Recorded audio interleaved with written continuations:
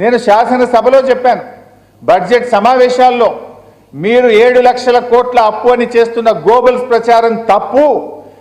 10 ఏళ్ల బీఆర్ఎస్ పాలనలో కరోనాతో సహా అదేవిధంగా విద్యుత్తు అప్పులు కేంద్రం బలవంతంగా మన మీద రుద్దిన అప్పులతో సహా 4,26,వేల కోట్లు మాత్రమే అని చెప్పాం.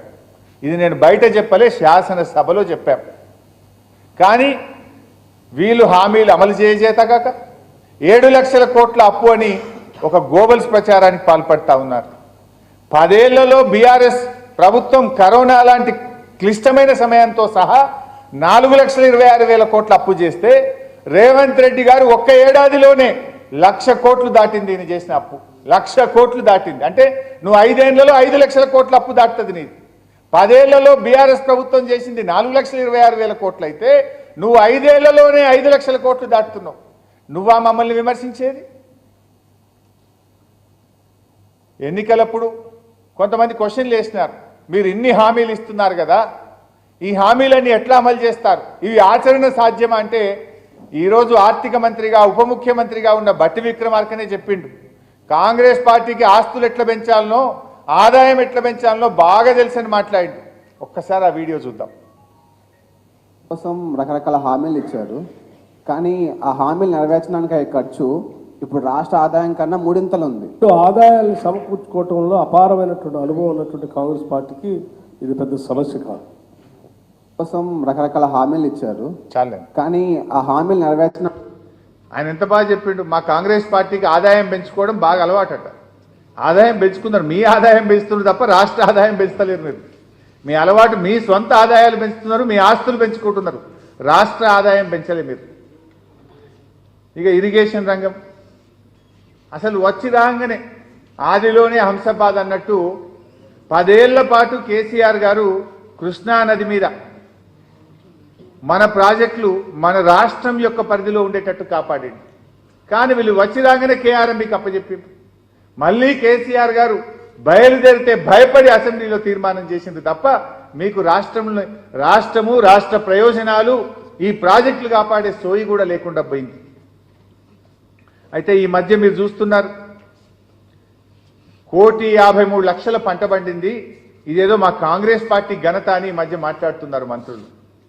మరి 1,53,00,000 పంట పండితే మా ఘనత అంటున్నారు కదా. 2014 కంటే ముందు 50 ఏళ్ళు ఈ రాష్ట్రాన్ని పాలించింది కాంగ్రెస్, 16 ఏళ్ళు పాలించింది నువ్వు ఉన్న తెలుగుదేశం పార్టీ.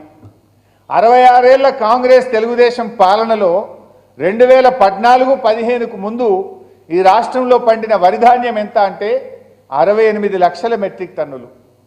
మరి 66 ఏళ్లలో మీరు 68 లక్షల మెట్రిక్ టన్నుల వరిధాన్యం పండిస్తే 10 ఏళ్ల కేసీఆర్ పాలనలో 1,68,00,000 మెట్రిక్ టన్నుల పంట పండించి చూపించిండు.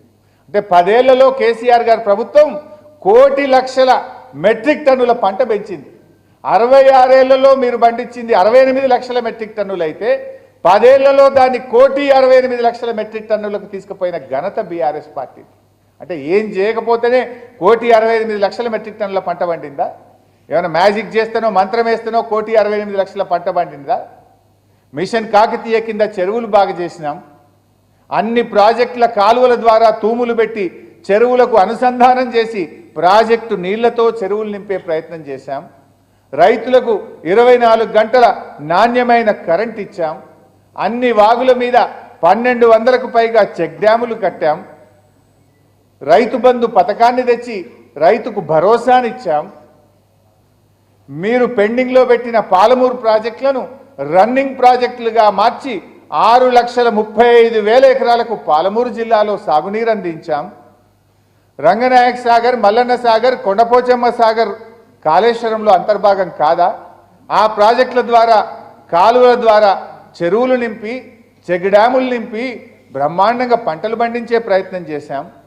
ఖమ్మం జిల్లా కడుపు నింపేందుకు సీతారామ ప్రాజెక్టుతో పాటు భక్త రామదాసు ప్రాజెక్టును పూర్తి చేసింది కేసీఆర్ గారు కాదా? అంటే ఇవన్నీ చేయడం వల్లనే ఇంత అద్భుతమైన పంట పండింది.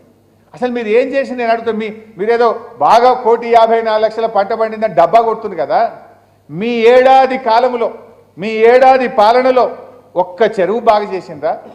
ఒక్క చెక్ డ్యామ్ కట్టినరా? ఒక్క కాలువ తవ్వినరా? మీరు నిజంగా పంట పండడానికి మీరు చేసిన ఒక్క పని చెప్పండి. 10 ఏళ్ల కేసీఆర్ కృషి కదా, అది బీఆర్ఎస్ ప్రభుత్వ కృషి కదా. మీరు ఏం చెప్పిండ్రు? ప్రతి సంవత్సరం 6.5 లక్షల ఎకరాల కొత్త ఆయకట్టు తెస్తా అని అసెంబ్లీలో గంభీరంగా ప్రకటించిండు ఉత్తమ్ కుమార్ రెడ్డి గారు. నేను అడుగుతున్న ఏడాది అయింది కదా, పోదాం పని, యాడికి పోదాము? 6.5 లక్షల ఎకరాలు కాదు, 6,500 ఎకరాల కన్నా 1% అన్న ఎక్కడన్నా నీళ్ళు ఇచ్చారేమో చూపించండి. 6.5 లక్షలు అన్నారు కదా, 1% అంటే 6,500 ఎకరాలు. 6,500 ఎకరాల కొత్త ఆయకట్టు ఈ రాష్ట్రంలో ఎక్కడన్నా ఇస్తే ఎక్కడిచ్చారో చెప్పాలని నేను అడుగుతా ఉన్నా.